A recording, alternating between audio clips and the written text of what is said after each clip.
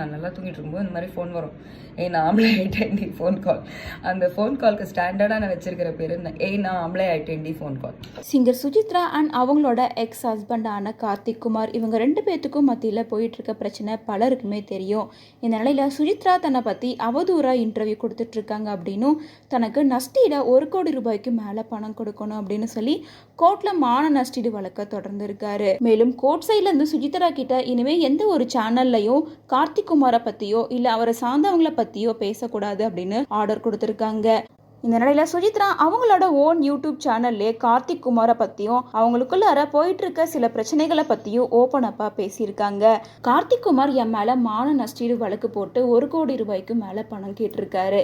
இதெல்லாம் பார்க்கும்போது எனக்கு சிரிப்பாக தான் இருக்கு. அவர் என்ன காரணம் சொல்லி மான நஷ்டீடு வழக்கு போட்டிருக்காரு? நான் அவரை கேன்னு சொல்லிட்டேன், அதுக்காக மட்டும்தான் அவர் போட்டிருக்காரு.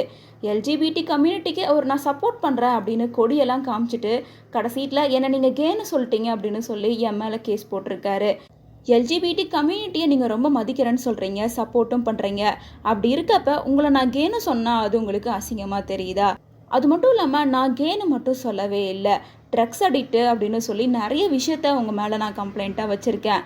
அதில் ஏதாவது ஒரு விஷயத்த நீங்கள் கொண்டு போய் கோர்ட்டில் சொன்னீங்கன்னா என் மேலே ஈஸியாக இருக்கும் கேஸ் எடுக்கிறதுக்கு. ஆனால் உங்களை நான் கேன்னு சொன்னது மட்டும்தான் உங்களுக்கு தப்பாக தெரியுதா? நான் கார்த்திக் குமார் கூட 13 வருஷம் வாழ்ந்திருக்கேன். எங்கேயாவது வெளியே ஃப்ரெண்ட்ஸ் கூட ஸ்டே பண்ண போனால் மிட் நைட்டில் கால் பண்ணி நான் ஆம்பளை ஆயிட்டண்டி அப்படின்னு சொல்லுவாங்க. பார்ட்டியெல்லாம் முடிஞ்சிட்டு 2-3 நாள் கழித்து வீட்டுக்கு வரும்போது மூஞ்ச இஞ்சி தின்ன குரங்கு மாதிரி வச்சுட்டு கத்திட்டு இருப்பாரு.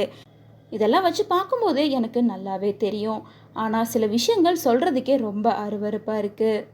முன்னாடி நான் அவரை பற்றி இன்டர்வியூவில் சொன்ன எல்லா விஷயமும் உண்மைதான். இந்த விஷயத்தை மறுத்து அவர் யாருக்கு வேணால் இன்டர்வியூ கொடுக்கட்டும், எந்த சேனலில் வேணால் பேசட்டும்.